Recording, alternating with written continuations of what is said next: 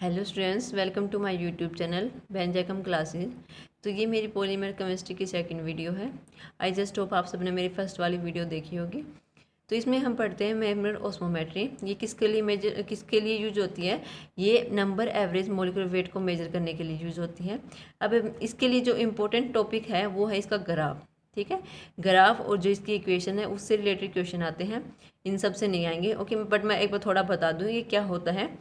ये मान लीजिए हमारे पास प्योर सॉल्वेंट है, किसी सब्सटेंस का प्योर सॉल्वेंट है और उसी सब्सटेंस का हमारे पास सॉल्यूशन है। तो हमें पता है जो प्योर सॉल्वेंट होता है तो उसमें उसकी हाई कंसंट्रेशन होती है उस सब्सटेंस की, और जो सॉल्यूशन होता है उसमें उसकी क्या होती है, लो कंसंट्रेशन होती है। और अगर हम एक स्पॉन्टेनियस प्रोसेस को देखें, या कह सकते हैं हम डिफ्यूजन प्रोसेस को देखें, तो इन दोनों में क्या होता है, जो फ्लो होता है सब्सटेंस का वो कहाँ से कहाँ होता है, high concentration to low concentration. ठीक है, फ्लो होता है वो हाई कंसंट्रेशन से लो कंसंट्रेशन में होता है। बट जो ऑस्मोसिस है, जो ऑस्मोसिस प्रोसेस है, उसमें क्या होता है, जो फ्लो होता है सब्सटेंस का वो low concentration to high concentration होता है। ठीक है, वो low concentration to high concentration होता है, मतलब जस्ट अपोजिट होता है डिफ्यूजन का। ओके, ये नॉन स्पॉन्टेनियस प्रोसेस है। ठीक है, ओके, इसमें क्या होगा, अगर ये ऑस्मोसिस प्रोसेस है तो इसमें क्या होगा, low concentration to high concentration flow होगा। ठीक है, तो ऑस्मोटिक प्रेशर क्या होता है, हमें अगर बाहर से कुछ ऐसा प्रेशर डालना पड़े जिससे कि ये फ्लो रुक जाए तो वो होता है हमारा ऑस्मोटिक प्रेशर। तो एक बार मैं इसको बता दूं कि ऑस्मोटिक प्रेशर किससे रिप्रेजेंट करते हैं, पाई से रिप्रेजेंट करते हैं ऑस्मोटिक प्रेशर को। ठीक है, ये आता कहाँ से है, देखो हमें पता है जो आइडियल गैस इक्वेशन है कौन सी होती है, वो P V equal to N R T. ये क्या है, आइडियल गैस इक्वेशन। अगर हम वीक से डिवाइड कर देंगे इस इक्वेशन को तो ये क्या बन जाएगा हमारा, N by V R T. ठीक है, और एन बाई वी क्या होता है, कंसंट्रेशन। ठीक है, ये क्या होता है, कंसंट्रेशन। तो पी क्या हो गया हमारा, सी आर टी, और इस पी को हम क्या लिख सकते हैं, ऑस्मोटिक प्रेशर। ये हमारा क्या होता है, ऑस्मोटिक प्रेशर। ठीक है, तो ये क्या हो गया हमारा, pi equal to C R T. एक इक्वेशन ये है। ठीक है, बट ये हमारे लिए इतनी इम्पोर्टेंट नहीं है। जो ग्राफ होता है वो यहाँ से नहीं आता है, एक और इक्वेशन होती है बट उसका मैं डेरिवेशन नहीं करवाऊंगी क्योंकि उसका बहुत लंबा डेरिवेशन है जो हमारे काम नहीं आने वाला। उससे रिलेटेड सिर्फ ग्राफ आएगा। तो मैं आपको एक बार वो इक्वेशन लिख देती हूँ। तो हमारी जो इक्वेशन है जहाँ से ग्राफ आता है वो है pi by C R T divide by M one plus B C. Okay, ये है हमारी इक्वेशन जहाँ से ग्राफ आता है। ठीक है, ओके, इसमें जो ग्राफ होता है वो किस किस के बीच में होता है, वो ग्राफ होता है pi by C osmotic pressure divided by concentration और कंसंट्रेशन के बीच में। ठीक है, मतलब इसके और इसके बीच में होता है। ठीक है, अगर इसको हम क्या करेंगे, जो स्ट्रेट लाइन इक्वेशन है अगर उससे हम कंपेयर करें, y equal to M X plus C, अगर इससे कंपेयर करें तो हमें एक स्ट्रेट लाइन इक्वेशन वाला ग्राफ मिलेगा। ठीक है, तो ये वाली क्या है हमारी y एक्सिस के अराउंड आ गई, ये वाली हमारी एक्स एक्सिस के अराउंड आ गई। तो ग्राफ क्या होता है स्ट्रेट लाइन इक्वेशन का, ये होता है जिसमें इंटरसेप्ट क्या हुआ हमारा, R T by M one, ये हमारा क्या हुआ, इंटरसेप्ट, और स्लोप क्या हुआ हमारा बी, जिसमें ये बी क्या है, बी हमारा सेकंड वायरल कोफिशिएंट। ठीक है, ओके, बट इसमें इसी इक्वेशन से रिलेटेड दो ग्राफ आते हैं। एक और ग्राफ बता दूं, इसमें क्या करेंगे, थोड़ा सा इस इक्वेशन को वेरिएट कर देंगे। क्या करेंगे, इस पूरी इक्वेशन को आर टी से डिवाइड कर देंगे। ठीक है, तो इस पूरी इक्वेशन को आर टी से डिवाइड करते हैं तो क्या आता है, 1/m1 plus B C by R T. ठीक है, तो अब किस किस के बीच में ग्राफ आएगा, अब आएगा graph pi by C R T और कंसंट्रेशन के बीच में। ठीक है, तो इसमें ये भी इससे कंपेयर करते हैं हम स्ट्रेट लाइन इक्वेशन से, तो y equal to M X plus C. ठीक है, तो वही स्ट्रेट लाइन इक्वेशन वाला ही ग्राफ हमें मिलेगा। ठीक है, तो इसमें इंटरसेप्ट क्या होगा हमारा, 1/m1। ठीक है, और जो स्लोप होगा वो क्या होगा हमारा, स्लोप होगा हमारा b बाई RT, ठीक है। तो ये दोनों ग्राफ आप, ये दोनों ग्राफ और ये इक्वेशन आप याद कीजिएगा। ओनली यही इंपॉर्टेंट है इसमें ओस्मोमेट्री में, और कुछ नहीं आने वाला, ठीक है। अब मैं बताती हूँ आपको विस्कोसिटी एवरेज मॉलिक्यूलर वेट का फॉर्मूला कैसे होता है, ठीक है। अब हम पढ़ते हैं विस्कोसिटी मेथड को। इससे पहले हम विस्कोसिटी एवरेज मॉलिक्यूलर वेट के बारे में जान लेते हैं। तो विस्कोसिटी एवरेज मॉलिक्यूलर वेट को हम कैसे रिप्रेजेंट करते हैं, mv बार से, ठीक है। इसके लिए ये फॉर्मूला होते हैं, ठीक है। इससे रिलेटेड क्वेश्चन अभी तक नहीं आया है, बट आप लोगों को फॉर्मूला याद होना चाहिए। इसके लिए जो टेक्निक यूज होती है, जो इसको मेजर करने के लिए काम आती है, वो कौन सी होती है, विस्कोमेट्री, ठीक है, विस्कोमेट्री।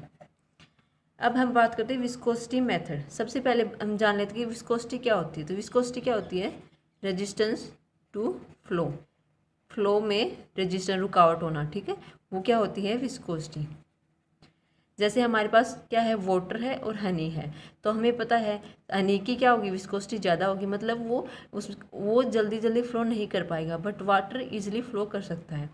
और एक और बात क्या है, अगर हम टेम्परेचर इंक्रीज करते हैं तो विस्कोसिटी डिक्रीज होती है। इसको इटा से डिनोट करते हैं विस्कोसिटी को, ठीक है। अगर हम टेम्परेचर इंक्रीज करते हैं तो विस्कोसिटी डिक्रीज होती है।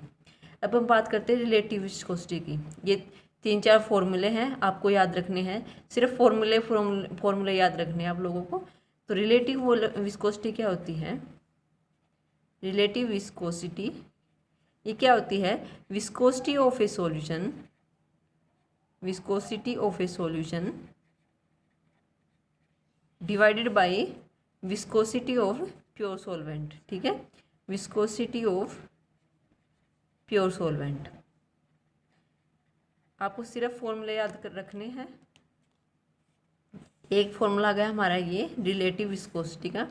तो ये क्या है, viscosity of solution divided by viscosity of pure solvent. इसको हम कैसे रिप्रेजेंट करते हैं, इसको हम रिप्रेजेंट करते हैं, विस्कोसिटी ऑफ सॉल्यूशन क्या है हमारा, ईटा, ठीक है, ईटा सॉल्यूशन ऐसे लिख सकते हैं, ठीक है। और जो विस्कोसिटी ऑफ प्योर सॉल्वेंट है वो क्या है, ईटा नॉट, ठीक है। तो ये है हमारा विस्कोसिटी, रिलेटिव विस्कोसिटी, ठीक है। अब हम पढ़ते हैं स्पेसिफिक विस्कोसिटी। अब है हमारा, इसमें सिर्फ फॉर्मूले आप लोगों को याद रखने और कुछ नहीं है, नई कोई डेफिनेशन आने वाली है। स्पेसिफिक विस्कोसिटी, तो इसको रिप्रेजेंट किससे करते हैं, ईटा SP, ठीक है। ओके, ये किसके इक्वल होती है, जो रिलेटिव विस्कोसिटी मैंने अभी पढ़ी है उसके -1, रिलेटिव विस्कोसिटी -1, ठीक है। या हम कह सकते हैं eta SP equal to eta solution divide by eta naught -1। ये क्या हो गई हमारी स्पेसिफिक विस्कोसिटी, ये हो गई हमारी स्पेसिफिक विस्कोसिटी। अब नेक्स्ट क्या है हमारी रिड्यूस विस्कोसिटी। ये 4-5 विस्कोसिटी हैं जो इम्पोर्टेंट है, आप याद रख लेना। रिड्यूस विस्कोसिटी ये क्या होती है हमारी, जो हमें स्पेसिफिक विस्कोसिटी पड़ी थी उसकी हमें डिवाइड करनी है कंसंट्रेशन से, ठीक है, specific viscosity divide by concentration. तो ये क्या आ गई हमारी रिड्यूस्ड विस्कोसिटी, इसको रिड्यूस्ड से डिनोट करेंगे, ईटा रिड्यूस्ड। तो ये क्या आ गई हमारी, क्या था हमारी ये सॉल्यूशन ईटा नोट, ये प्योर सॉल्वेंट का है -1 और इसके होल के डिवाइड बाई C। अब जो नेक्स्ट हम पढ़ने वाले हैं वो सबसे ज़्यादा इम्पोर्टेंट है, क्या है वो, इंट्रिंसिक विस्कोसिटी, ठीक है। इंट्रिंसिक विस्कोसिटी को हम कैसे निकालते हैं, सबसे पहले देखते हैं हम रिप्रेजेंट कैसे करते हैं। इसको करते हैं ईटा IN से, ठीक है। ये हमारी इंट्रिंसिक विस्कोसिटी, ये कैसे निकालेंगे हम, जो हमने अभी निकाली रिड्यूस्ड विस्कोसिटी, उसमें हम लिमिट्स लगाएं और कंसंट्रेशन को 0 तक ले जाएं, तब हमें क्या मिलेगी, इंट्रिंसिक विस्कोसिटी। तो हम निकाल लेते हैं लिमिट C टेंड्स टू 0, और ये हमारी क्या थी, ईटा जो सॉल्यूशन की थी, ईटा बाई नोट -1, ठीक है, ये होल के डिवाइड बाई C। ओके, ये हमारी क्या है, इंट्रिंसिक विस्कोसिटी। अब हम इस इंट्रिंसिक विस्कोसिटी और mv bar, that means viscosity average molecular weight का रिलेशन देखेंगे, ठीक है, एवरेज मॉलिक्यूलर वेट का रिलेशन देखेंगे। वो रिलेशन किस में होगा, मार्क कोहेन होविंग इक्वेशन में, ठीक है। तो अब हम पढ़ लेते हैं मार्क कोहेन होविंग इक्वेशन।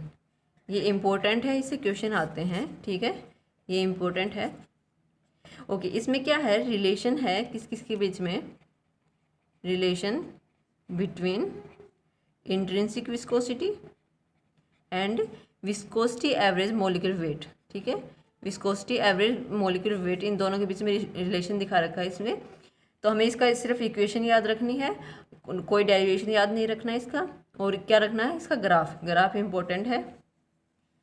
तो इसकी इक्वेशन और ग्राफ बता दूं मैं। ओके, ये है intrinsic viscosity which is equal to K V bar, इसकी पावर ए है ये, ठीक है। ये है इक्वेशन, ये है इक्वेशन मार्क क्वेहन होविंग इक्वेशन, जो रिलेशन बता रही है किस किस बीच में, इंट्रिंसिक विस्कोसिटी के बीच में और विस्कोसिटी एवरेज मोलिकुलर वेट के बीच में, ठीक है। इसमें जो ए है हमारा कांस्टेंट, वो क्या है, उसकी वैल्यू 0.5 टू 1.0, ठीक है। ये ए की वैल्यू है, अगर क्वेश्चन में गिवन हो ए की वैल्यू तो हमें वो लेनी है, अगर ना गिवन हो तो हमेशा 1 लेनी है। ओके, अब बात करते हैं के की। के क्या हमारा कांस्टेंट है, जो किस पे डिपेंड करता है, इसमें डिपेंड इम्पोर्टेंट है, किस पे डिपेंड करता है, इससे क्वेश्चन आ जाता है। ये करता है नेचर ऑफ सॉल्वेंट और नेचर ऑफ पॉलीमर और टेम्परेचर, इन तीनों पे ये डिपेंड करता है के की वैल्यू, ठीक है। तो आप इसको याद रखना, डिपेंड्स को। ओके, अब ए की बात और कर लेते हैं। ए किस पे डिपेंड करता है, ये करता है ज्योमेट्री या शेप ऑफ पॉलीमर पे, ठीक है, शेप ऑफ पॉलीमर। अब हम क्या करेंगे, अब हमें इसका लॉग लेना है, ठीक है, इस पे लॉगरिथम लगाएंगे, इस पे लॉगरिथम लगाएंगे हम इस इक्वेशन पे। तो क्या मिलेगा हमें, इस पे हम अगर लॉगरिथम लगाएंगे तब हमें क्या मिलेगा, ln इंट्रिंसिक विस्कोसिटी क्या आएगा, ln के प्लस, अब देखो ये पावर में हमें, अगर आप लोगों को लॉगरिथम आता है तो आपको पता होगा ये आगे की साइड आ जाएगा ln mn, ठीक है, ये ऐसे आता है। ओके, अब हम क्या करेंगे, अब हमें क्या करना है, जो इक्वेशन है स्ट्रेट लाइन इक्वेशन की, उससे कंपेयर करेंगे। तो y equal to mx plus C, ठीक है। अब मैं बता दूं ग्राफ इसमें किस किस के बीच में होता है, ग्राफ होता है इसमें ln intrinsic viscosity ln mn, ठीक है, ये सॉरी mn नहीं है, ये mv है, mv है ये, ठीक है, mv बार। तो इन दोनों के बीच में होता है ग्राफ। तो इससे हम स्ट्रेट लाइन इक्वेशन से इसको कंपेयर करेंगे, तो इसका ग्राफ क्या आएगा, स्ट्रेट लाइन इक्वेशन का ग्राफ होता है ये, जिसमें इंटरसेप्ट हमारे क्या आएगा, हमारा इंटरसेप्ट आएगा ये क्या है, ln ऑफ के, और जो स्लोप आएगा वो क्या है हमारा ए। तो स्टूडेंट कई बार पता है क्वेश्चन में क्या आ जाता है कि हमें स्लोप की इक्वेशन दे देते हैं, हमें ग्राफ दे देते हैं और बता देते हैं कि स्लोप ये है, बट ये नहीं बताएंगे कि वो स्लोप मतलब ए की वैल्यू है वो, ठीक है। तो अगर आप लोगों को ये ग्राफ आता है तो आपको खुद पता चल जाएगा कि वो किसके बारे में बात कर रहा है, वो कर रहा है ए की वैल्यू के बारे में बात, ठीक है। ऐसे ही अगर इंटरसेप्ट के लिए बोलते हैं तो वो होता है ln ऑफ के। तो आप लोगों को ये ग्राफ अच्छे से याद होना चाहिए, इससे इम्पोर्टेंट मतलब इससे क्वेश्चन 2 से 3 बार आ चुका है और आगे भी आएगा, ठीक है। ओके, मेरे आज का टॉपिक इतना ही है।